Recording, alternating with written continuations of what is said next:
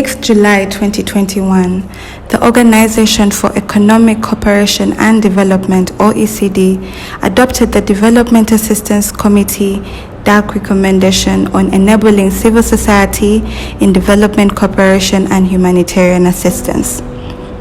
The recommendation sets out a practical blueprint endorsed by the world's major donor countries for how to enable civil society in development cooperation and humanitarian assistance by providing principles and guidance that donor governments, partner governments, civil society, and other stakeholders can use to remove constraints on civil society and build an enabling environment for the exercise of civic freedoms.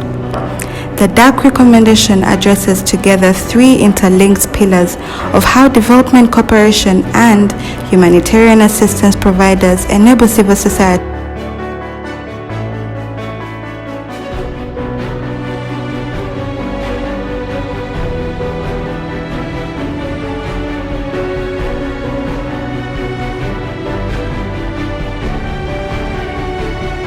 These three pillars address a constellation of challenges impeding civil society actors from reaching their full potential as revealed by the evidence gathered. Firstly, DAC members have expressed considerable concern that diminishing respect for human rights and democracy in a context of rising autocratization around the globe is eroding the freedoms of peaceful assembly, association, and expression, posing a real threat to civic space. Secondly, DAC members understand that there is work to be done to strengthen the way they support and engage with civil society actors to ensure the most effective use of the resources DAC members devote to their partnerships with these actors. Thirdly, while civil society actors have been playing critical roles in the COVID-19 response, recovery, and resilience building, there are opportunities to enhance their effectiveness, transparency, and accountability. The coherence and complementarity between these three pillars is central to the DAC recommendation's strength and character, and the ability to address the pillars together is a particular value added of the DAC. Implicit in the DAC recommendation is that addressing any of the three pillars alone would not be sufficient to enable civil society actors to maximize their varied contributions to the 2030 agenda and its pledge to leave no one behind. To inclusive sustainable development, effective humanitarian assistance, peace building and protecting and strengthening democracy, and more specifically to the COVID-19 response and recovery. The DAC recommendation on enabling civil society in development cooperation is the first international standard focused on the actions of providers. There is a growing trend of closing civic space around the world. The Civicus 2021 report on civic space highlights that over 88.5% of the world's population now live in countries rated as closed, repressed, or obstructed. Civic space is the bedrock of any open and democratic society. When civic space is open, citizens and civil society organizations are able to organize, participate, and communicate without hindrance.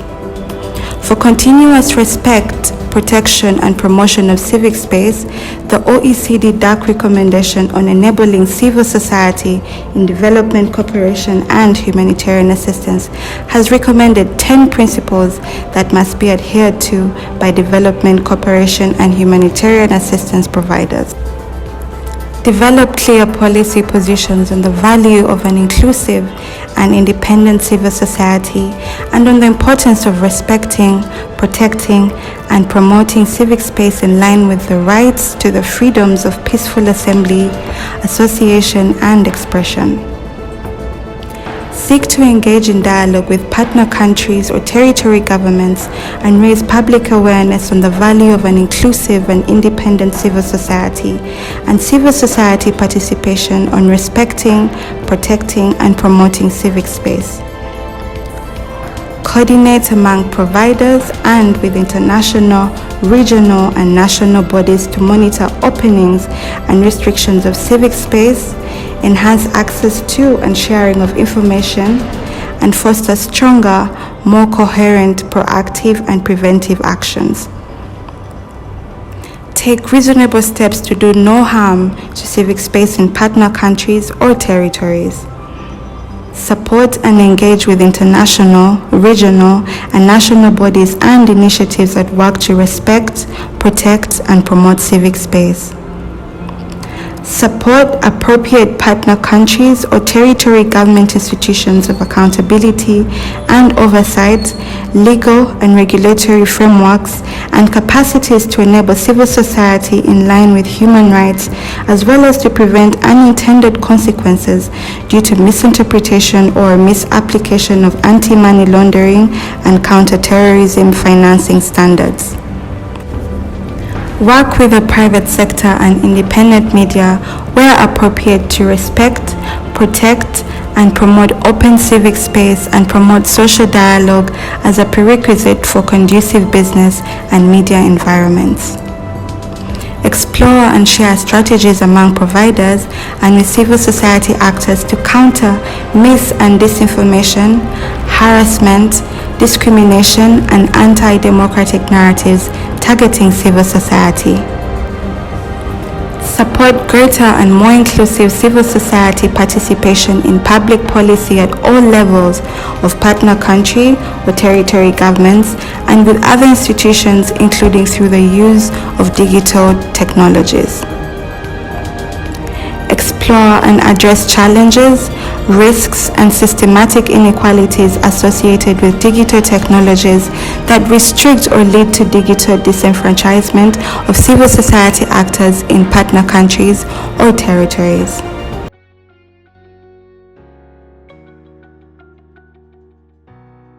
In many countries, civil society is experiencing repressive, bureaucratic, and legal restrictions due to rising authoritarianism.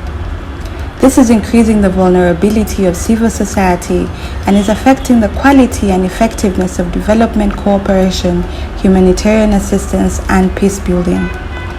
Civil society actors in their diversity are critical contributors to the 2030 Agenda, the pledge to leave no one behind, inclusive sustainable development, effective humanitarian assistance, peace building, and protecting and strengthening democracy. Today, more effort needs to be put to support and engage with civil society to create an enabling environment for their operations around the world. The OECD DAC Recommendation on enabling civil society in development cooperation and humanitarian assistance has recommended 10 principles.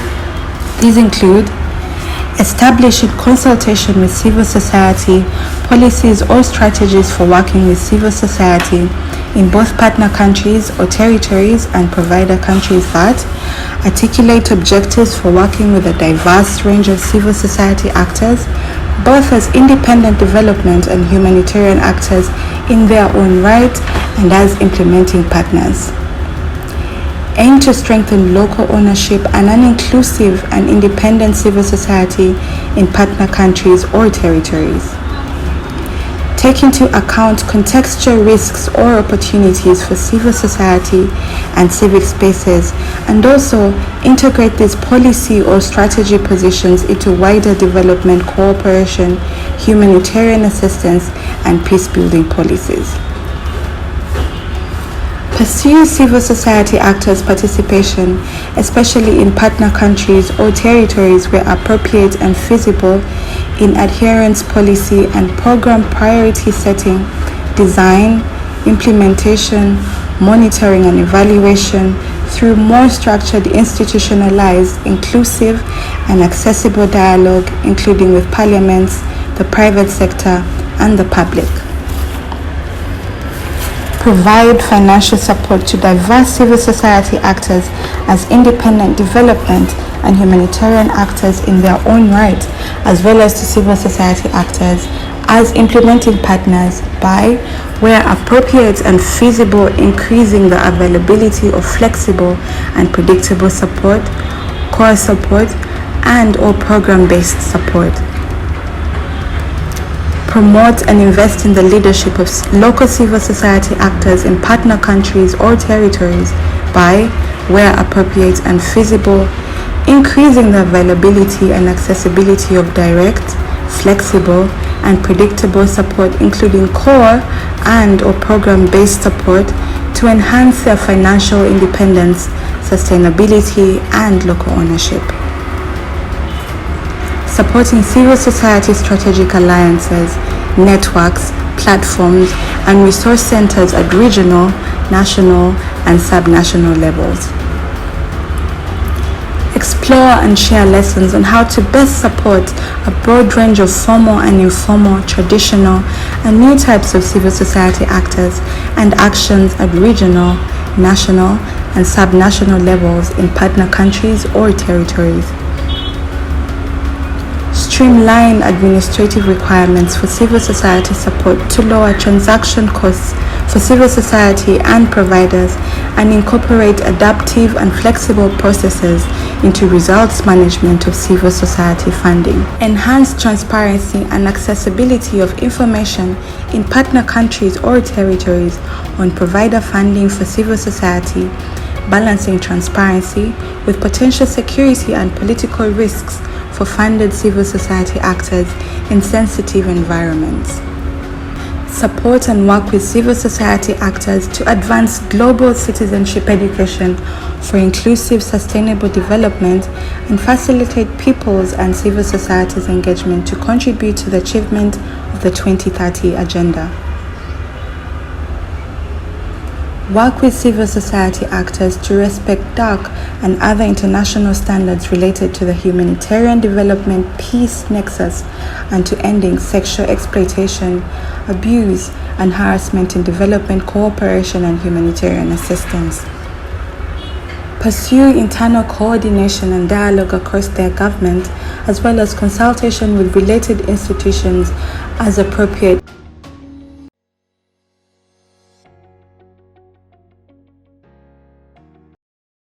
OECD DAC recognized that the effectiveness, transparency, and accountability of civil society actors enable civil society to maximize its contribution, can bolster perceptions of civil society's legitimacy, and in turn provide a counterweight to inappropriate civic space restrictions.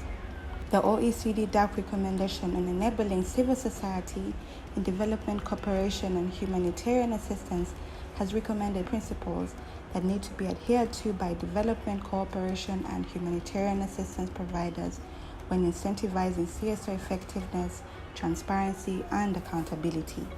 These include call on and support voluntary CSO efforts to build on existing good practice and standards in CSO-led self-regulation, transparency, and accountability mechanisms to broaden CSO participation in such mechanisms.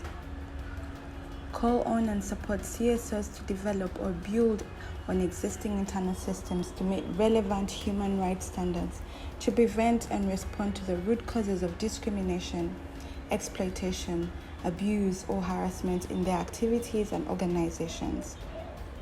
Work with and support CSOs to implement mutual capacity strengthening to address CSOs' vulnerabilities and bolster their resilience, accountability, and effectiveness, especially at partner country or territory level. Support more equitable partnerships between provider country and or international CSOs and the partner country or territory CSOs they work with, in which the comparative advantages of each type of CSO are appropriately drawn from.